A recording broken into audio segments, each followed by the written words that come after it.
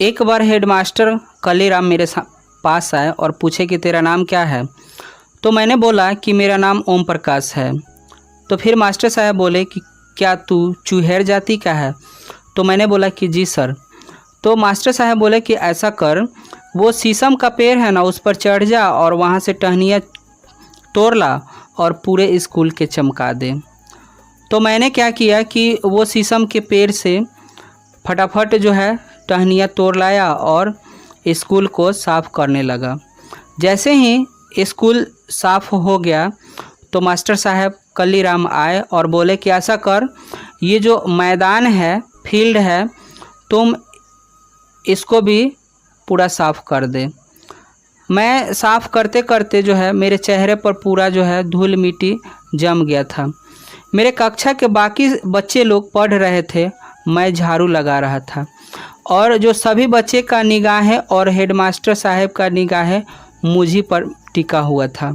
मैं ये सोच रहा था कि चलो आज झाड़ू लगा लेते हैं, कल से हम क्लास में बैठ के पढ़ाई करेंगे, क्योंकि मैं अपने भाइयों का लाडला था।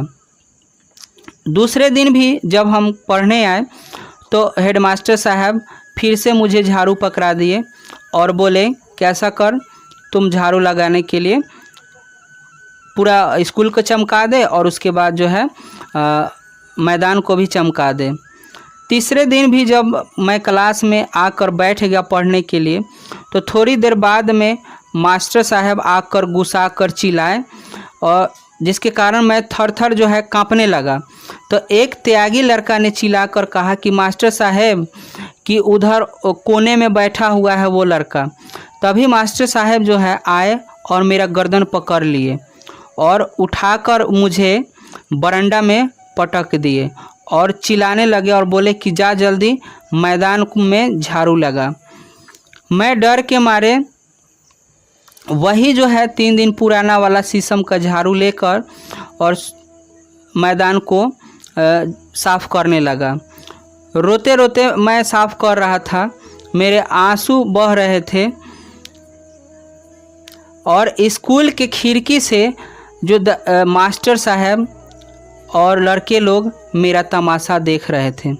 मेरे पिताजी अचानक उसी रास्ते से जा रहे थे तो मुझे झाड़ू लगाते हुए देखे और रुक गए और बोले, ज़ोर से आवाज़ लगा कर के बोले कि मुंशी जी क्या कर रहे हैं।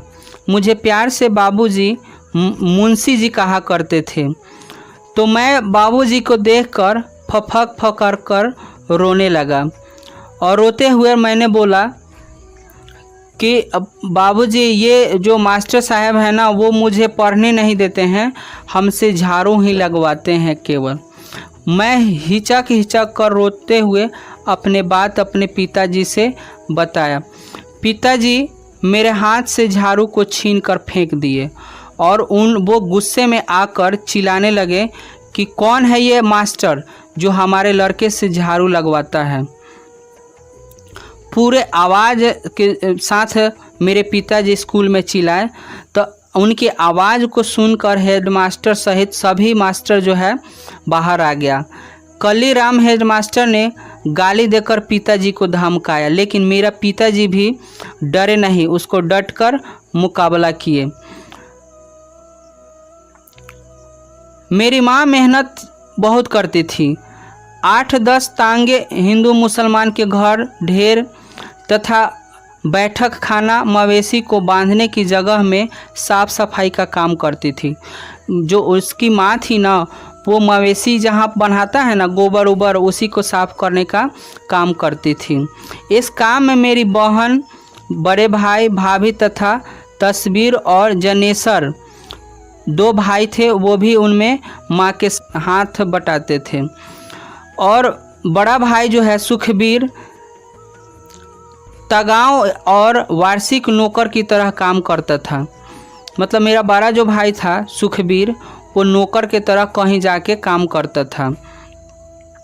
घर में 10 से 15 मवेशी यानी गाय भैंस रहता था और वहाँ पर गोबर उठाकर बाहर जाकर कुरियार पर उबेल बनाने की जगह पर डाल दे। जाने जहाँ कूड़ा करकट फेंका जाता था ना, कुरियार जहाँ चिपरी उपरी पटता था वहीं पर जाकर फेंक दिया जाता था। प्रत्येक ढेर से हर रोज़ 5-6 टोकरी गोबर निकलता था। सर्दी के महीने में ये काम बहुत कठिन होता था। गाय भैंस और जो है बैल की सर्दी से बचाने के लिए दलान में बांधा जाता था, जिससे गन्ने की सूखी पत्ती और फूस बिछा कर रात भर जानवरों के गोबर और मूत्रमल साफ करना पड़ता था। 10-15 दिन बाद एक बार पाती बदल जाती थी और उसके ऊपर सूखी पाती बिछा जाता था। इतने दिन निकलता था। इस काम में बदले मिलती थी जो 2 जानवर पीछे फसले के समय 5 सेर अनाज यानी लगभग जो है 2.5 किलो अनाज 10 मवेशी पर मिलता था, यानी 2.5 किलो अनाज मिलता था। और साल भर में जो है 25 सेर यानी 12 से 13 किलो अनाज जो कि मिलता था। और हर घर में बची खुची जो रोटी होता था चूहेर के देने के लिए आटे में भूसी मिलाकर बनाई जाती थी। कहने का मतलब उन लोग को खाने के लिए ना आटा में क्या करता था लोग कि चोकर मिलाकर और खाना बना के उसको देता था।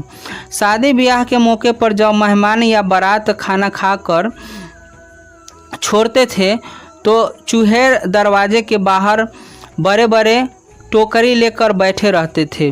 बारात के खाने के बाद जो है जूठे पत्तल जो है टोकरी में डाल दी जाती थी, जिन्हें घर ले जाकर वह जूठन इकट्ठा कर लेते थे। पूरी बच्चे कुचे जो है टुकड़े, एक आधा मिठाई का टुकड़ा या थोड़ी बहुत सब्जी पत्तल पर पाकर बीच बिछा ली जाती थी। जिस बारात की पत्तलों से जूठन कम उतरती थी कहा जाता था कि भूखर लोग आ गए हैं, सारा चट गया है।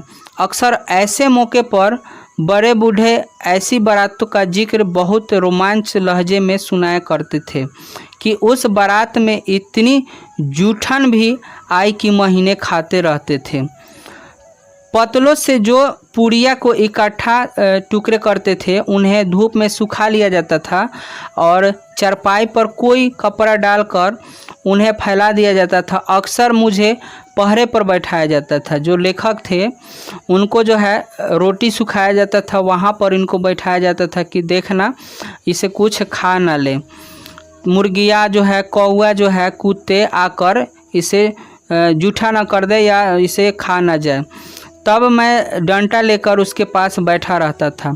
सूखी पूरियाँ बरसात के कठिन दिनों में बहुत काम आती थी। उन्हें पानी में भिगोकर उबाल लिया जाता था। उबली हुई पूरी पर बारीक मिर्च और नमक डालकर खाने में बहुत मज़ा आता था। कभी कभी गुड़ डालकर लुदकी जैसा बनाया जाता था, जिसे सभी बड़े चाव से खाते थे। आज जब मैं इस बात के बारे में सोचता हूँ तो मन के भीतर कांटा उगने लगता है। दिन रात मर खप कर भी हमारे पसीने की कीमत मात्र जूठन थी। फिर भी किसी को किसी से शिकायत नहीं था, कोई शर्मिंदगी नहीं थी, कोई पश्चाताप नहीं था।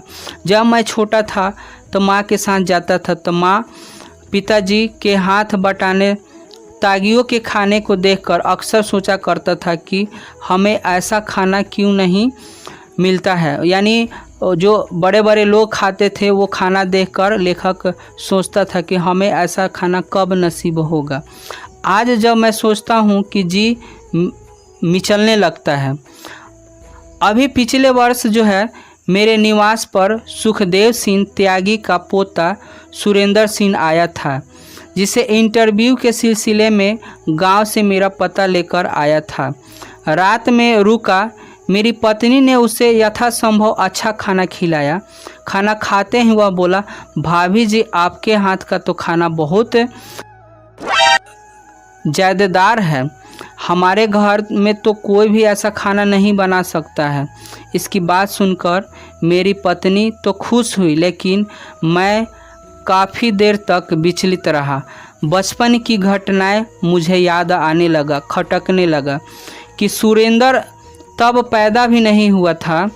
उसकी बड़ी बुआ यानी सुखदेव त्यागी की लड़की लड़की की शादी थी। उनके यहाँ मेरी माँ सफाई करती थी। शादी से 10-12 दिन पहले पिताजी ने सुखदेव त्यागी के घर आंगन से लेकर बाहर तक अनेक काम किए थे।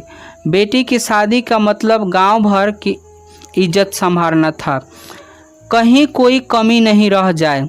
गांव के चरपाई को ढो ढो कर इकट्ठा किए थे पिताजी। बारात खाना खा रहे थे। माँ कटोरा लिए दरवाजे से बाहर बैठी थी। मैं और मेरी छोटी बहन माया माँ से सिमटे बैठे थे, इस उम्मीद में कि भीतर से जो मिठाई और पकवान की महक आ रही है वो हमें भी खाने के लिए मिलेगी। जब लोग खाकर चले गए तो मेरी माँ ने सुखदेव त्यागी को दलान से बाहर आते देखकर कहा, चौधरी जी, इब तो सब खाना खा के चले गए, पत्तल पर धर कुछ भी तो दे दो। तो वो सुखदेव ने जूठी पत्तल से भरे टोकरी की तरफ इशारा करते हुए कहा कि टोकरी भर के जो जूठन ले जा रही है, ऊपर से जगता के लिए खाना मांग रही है, अपनी औकात में रह चुहेरी, उठा टोकरी दरवाज़ा से चली जा। जब उसकी माँ खाना के लिए बोला ना तो जो है सुखदेव उसे डांट कर खाने से भगा देता है, ठीक है ना।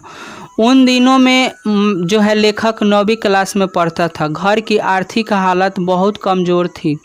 एक एक पैसे के लिए परिवार जो है तरसता था। मेरे पास पुस्तक भी नहीं था कि मैं पुस्तक को पढूं, तो दोस्तों से मांग कर मैं पढ़ाई करता था। कपड़े भी मेरे पास नहीं थे। वक्त बहुत बुरा था। उन दिनों गांव में मरने वाले पशुओं को उठाने का काम भी चूहेर के जिम्मे था। उसके घर में जो काम करता था उसके मरे हुए पशु भी उसी को उठाने पड़ते थे। उसके बदले में कोई मेहनत या मजदूरी नहीं मिलती थी। एक गाय भैंस या बैल को उठाने के लिए 4 से 6 लोगों की ज़रूरत होती थी। उसका मवेश मर जाता था तो उसे जल्दी लगी रहती थी कि इसलिए वह बार बार बस्ती में आकर चिल्लाता था कि देर होने पर गालियाँ देता था। उठाने वाले को इकट्ठा करने में अक्सर देर हो जाती थी। मरे हुए मवेशियों को उठाना बहुत कठिन काम होता है। उसके अगले पिछले पैर को रस्सी से बांधकर और मोटी मोटी बांसों से उठाया जाता था। कितने क्रूर समाज में रह रहे हैं, लेखक सोचता है। श्रम का कोई मोल नहीं है, काम करने का कोई मोल नहीं है। निर्धनता जो है बढ़ते जा रही है। मरे हुए पशु की खाल मुजफ्फरनगर के चमड़ा बाजार में बिक जाती थी। उन दिनों एक पशु की खाल 20 से 25 रुपया में बिकती थी। आने जाने और मरे हुए पशु को उठाने की मजदूरी देकर मुश्किल से एक खाल के बदले 10-15 रुपये हाथ में आता था। तंगी के दिनों में 10-15 रुपये बहुत काफ़ी रकम थी। चमड़ा खरीदने वाला दुकानदार खाल में बहुत कमी निकालता था। कट फट जाने पर खाल बेकार हो जाती थी। खाल को निकालते समय उस पर नमक डालना पड़ता था, नहीं तो वो खराब हो जाता है। एक रोज़ ब्रह्मदेव तागा का बैल खेत से लौटते समय रास्ते में गिर पड़ा, उठ नहीं पाया। पर ब्रह्मदेव ने हमारे घर खबर दिया कि पिताजी और मुझसे बड़े भाई जनेश्वर उस रोज़ किसी रिश्तेदार के यहाँ गए थे। घर पर माँ, मेरी बहन माया और सबसे बड़े भाभी देवी रही थी। जसवीर उन दिनों देहरादून में था मामा के पास। माँ मेरे पास हुई थी। बैल के खाल उतारने किसी को भेज देते। बस्ती में 1-2 लोग थे, लेकिन कोई भी उस समय जाने के लिए तैयार नहीं था। मेरे चाचा से बात की, वो तैयार हो गए, लेकिन उनके साथ किसी को जाना चाहिए। अकेले खाल नहीं उतार पाएंगे चाचा। मैं उस समय स्कूल में था। माँ ने थक कर हार कर मुझे बुलवा लिया। माँ नहीं चाहती थी कि ये इस काम में आए, लेकिन खाल बेचकर जो 10-15 रुपये मिलने वाले थे उन्हें छोड़ पाने की स्थिति माँ नहीं चाहती थी। हार कर माँ ने मुझे चाचा के साथ भेज दिया। मेरा चाचा सोलर महाकामचोर थे। बस सारा दिन ढोल तमाशे में लगे रहते थे, मेहनत के काम के लिए कतराते थे। माँ को फिक्र लगी थी कि कहीं हमारे पहुँचने से पहले बैल पर गिद्ध या जंगली जानवर ना टूट पड़े। चाचा ने खाल उतारनी शुरू की। मैं उनकी मदद कर रहा था। चाचा का हाथ इधर उधर चल रहा था। पिताजी जैसे कुशलता उनमें नहीं थी। वो पिताजी से देहचोर थे। थोड़ी जो देर बाद थक गए, बीड़ी पीने बैठ गए। चाचा ने एक मेरे हाथ तार मतलब चाकू जो है चाचा उसके हाथ में पकड़ा दिए और बोले कि धीरे धीरे खा। अकेले से तो शाम तक नहीं उतरेगा। छुरी पकड़ते ही मेरे हाथ कांप रहे थे। अजीब से संकट में फंस गया था। चाचा ने छुरी चलाने की ढंग सिखाया। उस रोज़ मेरे भीतर बहुत कुछ था। मैं टूट रहा था अंदर से। मैं ये सोच रहा था कि कैसे इस दलदल से निकलेंगे। जैसे जैसे खाल उतर रही थी मेरे भीतर रक्त बह रहा था। खाल उतरने में हमें कई घंटे लग गए। चाचा ने खाल को ज़मीन पर फैला दिया। उस पर खून की सूखी ज़मीन में सोख लिया। चाचा ने खाल को चादर में बांध दिया था। गठरी उठाकर सिर पर रख ली थी। लगभग 2 मील की दूरी पर हमारा घर था। बोझ के कारण चाचा को तेज चलना पड़ रहा था। मैं हाथ में छुरी पकड़ उनके पीछे पीछे लगभग दौड़ता जाता था। बसेरा जाने वाली पक्की सड़क से हम लोग बस अड्डे के पास पहुंच गए। गठरी सिर से उठाकर चाचा ने ज़मीन पर रख दी। यहाँ से आगे तुम ले जाओ, मैं थक गया हूँ। उस रोज़ मैंने चाचा से बहुत कहा लेकिन वे नहीं माने। चाचा बस अड्डे की भीड़ पार करा। 2 स्कूल की छुट्टी के समय है। मेरे स्कूल के सभी साथी यह ले जाते हुए देखेंगे तो स्कूल में मुझे तंग करेंगे।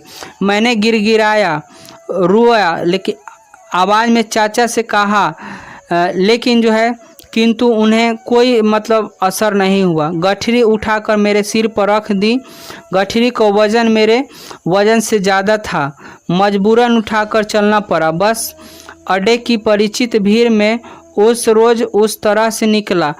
मेरे मन में यह भय लगा कि पीछा कर रहा था कि कोई देख न ले, कोई सहपाठी न मिल जाए। अगर कोई पूछ बैठा तो क्या बताऊंगा मैं। घर तक पहुंचते पहुंचते मेरे टांगे जवाब दे गई थी। लग रहा था कि अब हम गिर जाएंगे। गांव के किनारे किनारे चलकर लंबे चक्कर काट रहा था। बस्ती तक पहुंचने के लिए मुझे उस हालत में देखकर माँ जो है रो पड़ती है। मैं सिर से लेकर पांव तक गंदा हो गया था। कपड़े में खून के धब्बे साफ दिखाई दे रहे थे। बड़ी भाभी ने उस रोज़ माँ से कहा कि इन्हें तो इस काम में मत घसीटिए, हम लोग भले भूखे रह जाएंगे। भाभी के ये शब्द आज भी मेरे लिए अंधेरे में रोशनी बनकर चमकती है। मैं उस गंदगी से बाहर निकल आए हूँ, लेकिन लाखों लोग आज भी इस घिनौनी जिंदगी जी रहे हैं। खत्म। Bye bye, tata, good bye, गया।